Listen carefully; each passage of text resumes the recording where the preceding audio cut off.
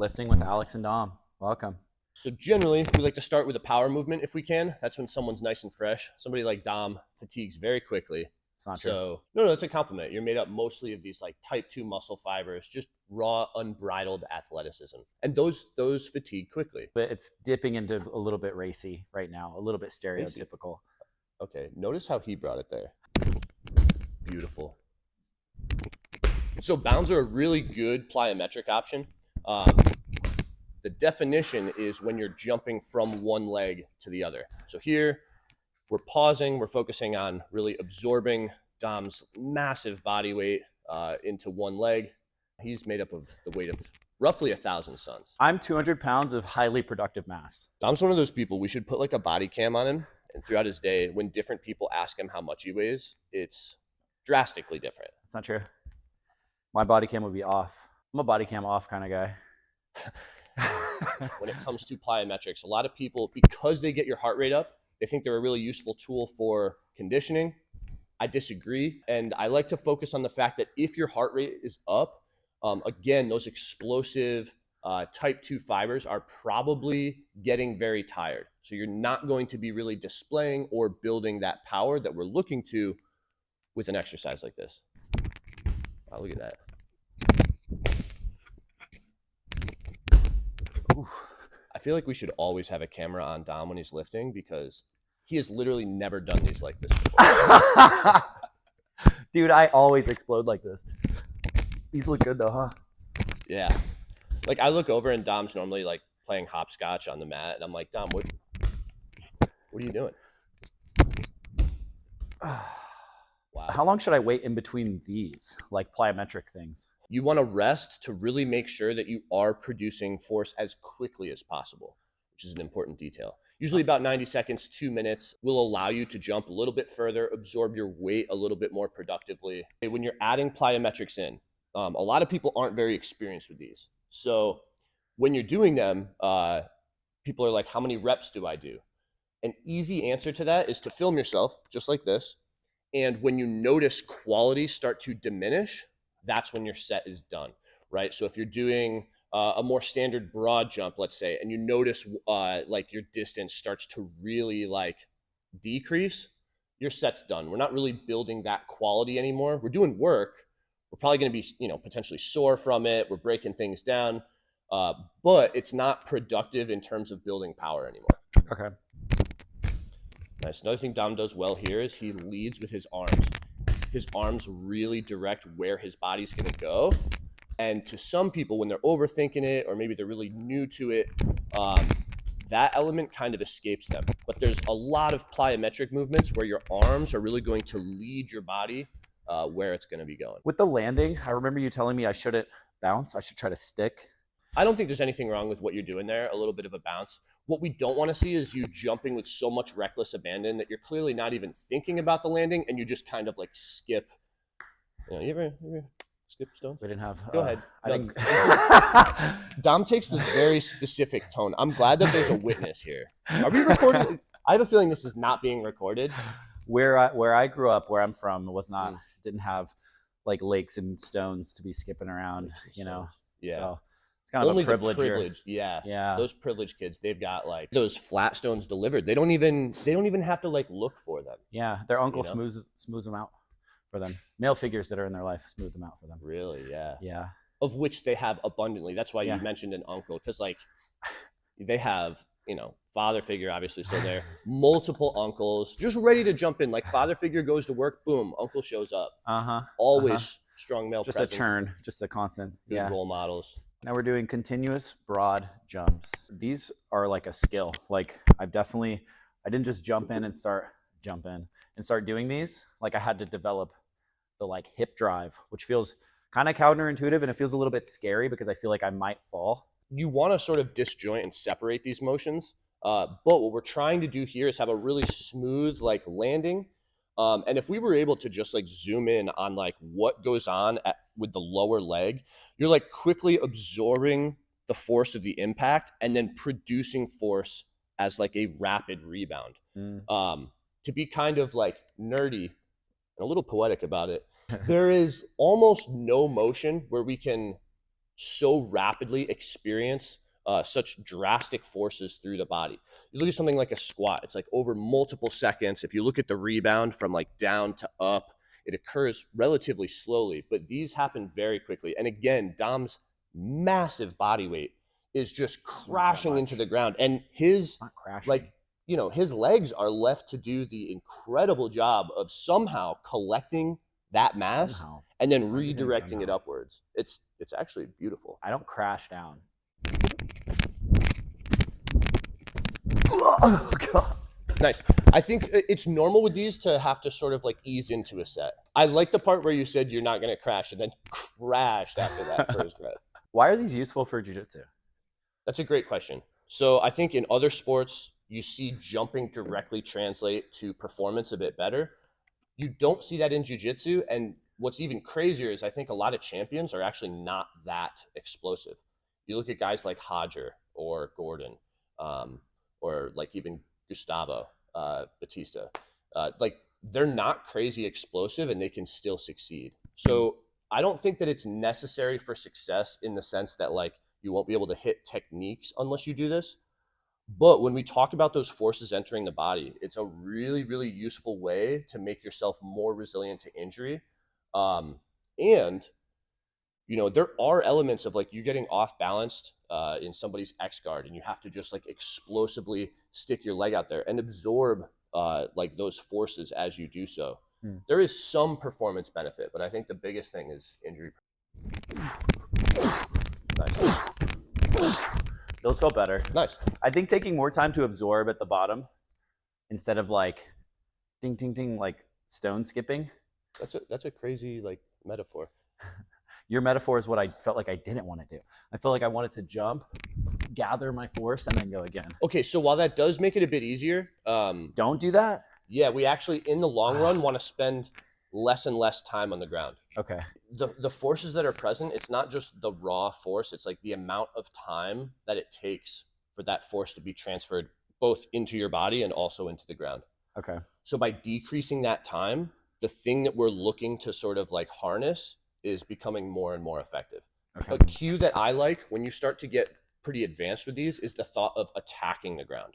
So there's a lot of plyometrics where you're actually looking to strike the ground and like preemptively create force into the ground so that you spend less time on the ground versus moving with it, fully absorbing, and then jumping again. Real good. And I think you did, like, you attacked the ground a little bit there. It's, yeah. Talk about a learned skill. Like in these, I told you these bitches are hard. No, they really are. Like learning how to bring your arms through and like keep it continuous is a skill. Getting your hips through is a skill, and so is like attacking that ground. Alex's favorite exercise for grip strength.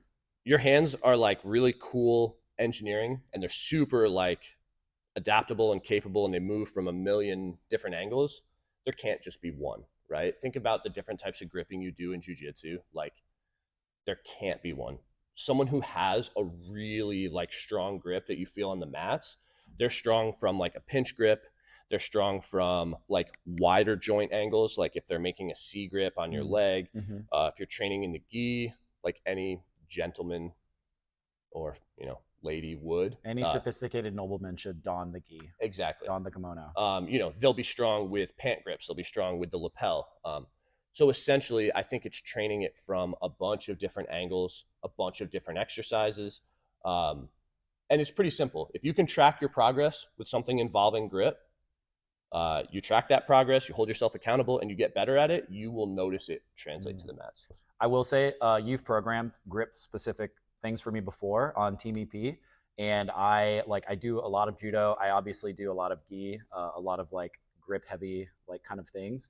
And the two things I noticed is my grip strength improving to the point where my endurance was greater. And also just my raw gripping strength is better controlling the wrist. But also like tendonitis in my elbow started to subside. Like I had a lot of bad, you remember I had bad tendonitis for a while, and we started working specific like opening motions and like programming in things to kind of help the side effects or symptoms of like over gripping. And I feel like that was super helpful. So your wrist for a while was sort of like the weak link. And I think doing some of like those javelin holds and then javelin press, like you saw a lot of benefit.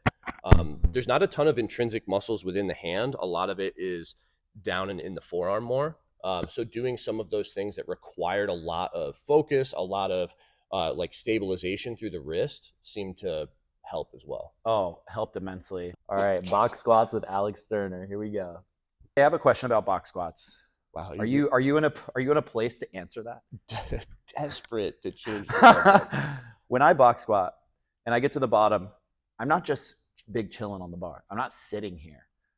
You have to like flex your butt cheeks or keep like flexing, right? I don't think I've ever told you flex your butt cheeks, Dom. You say that to me That daily. is something you filled in on your own. You've said that to me daily. Sometimes you've said that before you've even greeted me in the morning. I walk up, I say flex. Flex your butt cheeks. Okay, so you do want to totally sit on the box. You just don't want to rock back. So you want to keep that forward lean. Like that? Yep, but you do totally rest on the box. And then you're going to like reinitiate your legs and come up. What we don't want to see is someone like rock back and then gather momentum to come up. I see. Which, yes, Dom, you do very well. That's the external validation I needed to breathe. So you better not be racist.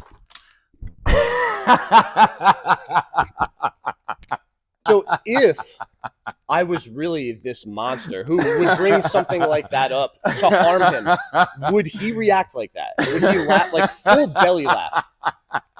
There's actually nothing else in this world that makes Dom laugh that hard. Okay, you're really selling it now, dude. Attempts to make me appear racist on long form, just the thought of that gives him endless joy. Like right now, his brain is dumping all of its dopamine in there because he's just wondering, like, imagine if I made the world think Sterner was racist. And that to him, he's off screen right now. He's on the ground laughing. Damn, this feels heavy. I've been laughing too much.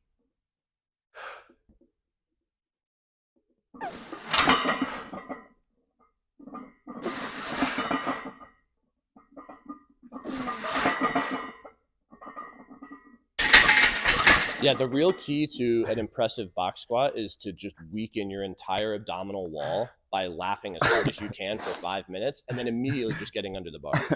That was your fault. Okay, on a real note, it's like fun and games sometimes to like talk shit to somebody and like get them to lift more. Dom has something, and it's mostly with like squats, where he's already fighting some sort of demon every time he gets under the bar. To where sometimes we're like, hey, Dom, you sure you want it? And he's like, what? Don't think I can do it? As he puts down the 25 that he was going to load up there and picks up a 45. Don't let anybody doubt you. That's not like, even yourself. That's like a cool mantra until you're like flying backwards with 425 pounds on your back.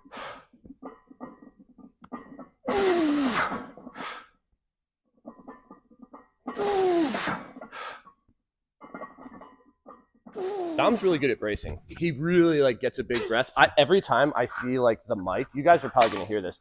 It like rattles as he's like it's moving towards his mouth, and I wonder if this tiny clip is just gonna fail, and Dom's just gonna be like, and you'll, it's gone. What workouts would you recommend to improve cardio in 5+ match tournaments? The better you get at jiu-jitsu, the more efficient your motions are on the mats. So jiu-jitsu becomes less of a cardio stimulus and really is much more of like that burst of energy or something like our glycolytic energy system. But you don't really get that aerobic benefit, not in the same way when you get above a certain experience level. For some people, it could even just be like walking at an incline. Like it should not take a ton out of you, but it has to be for a long duration. You're going for that specific adaptation in the heart. And what that is useful for is the recovery that you experience between matches or between rounds in the gym. If you find yourself sitting out a lot, you can probably benefit from increasing that aerobic base. So there's no exercises or anything like that. Like doing something like walking at an incline for 30 to 60 minutes, even though it doesn't necessarily mimic jiu-jitsu perfectly, that's by design. It's going to give you an adaptation that jiu-jitsu likely will not, which will benefit you on the mats. Wow. That completely changes the way I think about cardio, because I feel like the thing a lot of people think that that is not correct is that harder, better. Harder, better. And that's what I think in my head. I'm like, okay, cool. You're walking on an incline. I'll just run on the incline and I'll get more of whatever you're getting. But the way you describe it actually throws like that on its face. Honestly, the thing that's cool about doing stuff like that or adding in plyos, like if you love self-improvement, it's kind of fun to have like these different like things to level up and then like watching that affect your jiu-jitsu. I think it's cool. Yeah. You know? Yeah.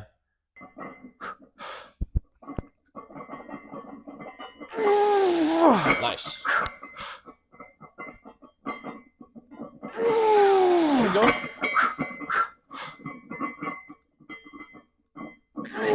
Come on.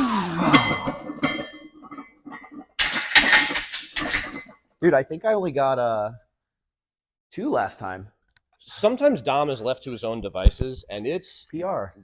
It needs to be studied. He's just in here like normally the cerebral individual that we know of as Dom Bell, the one that makes like, you know, the quirky social media videos or whatever, he is turning, there's no blood flow to that part of his brain. It's just, he's wandering around. He's got his like headphones on. I don't even know what's playing. He's like, it's just rocks hitting against other rocks. Yeah, he's observing his surroundings. He pushes 10s out of the way because he's not interested in them. And like he's I'm just swiping at the tall yeah, grass. he's just searching like for the next 45 that he loads up. It's kind of wild. It gets Cro-Magnon for sure. Okay, I have a question. I feel like a lot of people have this idea where they just stop lifting completely before they go and compete. I know that's something I used to think about. I had the idea of like, I need to conserve all of my energy, so I should not be lifting and I should be training very, very little. And what I found through like that trial and error is like, I felt almost less ready for the competition. I felt like kind of like I hadn't been moving a little bit. Mm-hmm. What do you find is the direct benefit of lifting, but not lifting hard? Are you just kind of keeping those movement patterns alive, or like what's your perspective on that? Okay, again, it matters whether it's a smaller tournament or a bigger one. If it's a smaller tournament, the idea is that we don't want training to be a novel stress. Like if you were to stop lifting, let's say 2 or more weeks before a small tournament, when you get back into it, you're going to be super sore. Like a huge benefit that people could see from lifting with a program is the idea that the same movements done week to week really lowers fatigue and stuff like that. So by pulling it out, then all of a sudden it's new to you. So getting started again after that tournament, you're going to be messed up. So we want to avoid that. Okay. For a bigger tournament, I actually think this wasn't part of the question, but like, should you lift while cutting weight? Absolutely. When you're cutting weight or losing weight further out, your body is starving, and your body doesn't know the difference between like a famine in the 1800s versus like cutting weight for a jiu-jitsu tournament. So extra muscle is something that it's normally going to get rid of. But if you're dropping weight, it's because you want some sort of advantage. So like losing muscle is not ideal. And you don't actually have to lift crazy hard to maintain. There's a huge difference between building and maintaining. Building, pretty tough to do. Maintaining, really, really easy. So by doing it a bit lighter, you're going to maintain that muscle mass, which again, in a weight class-based sport is important. You want to maintain that advantage. Nice. Otherwise, you're just cutting to be a smaller, weaker version of yourself, at which point it's like, why even cut? Right. You know? That's really important information because I feel like a lot of people think just eat less, shrink down, and you'll be stronger in this weight class, but you'll actually be just a smaller, weaker person. Yeah. Right. Yeah. It's like, oh, you'll be stronger than other people. You just starved for 4 weeks. Yeah. And your body was like, muscle? Pff, get that out of here. Yeah. That's probably the biggest misconception white belts have with cutting weight for competition. Okay, dude, here we go. I do need your spot on this. Yeah. Are you getting hungry? I actually am getting hungry. See? Once I get hungry, it's a wrap. Okay. Like I said. I'm nervous on this one. There we go.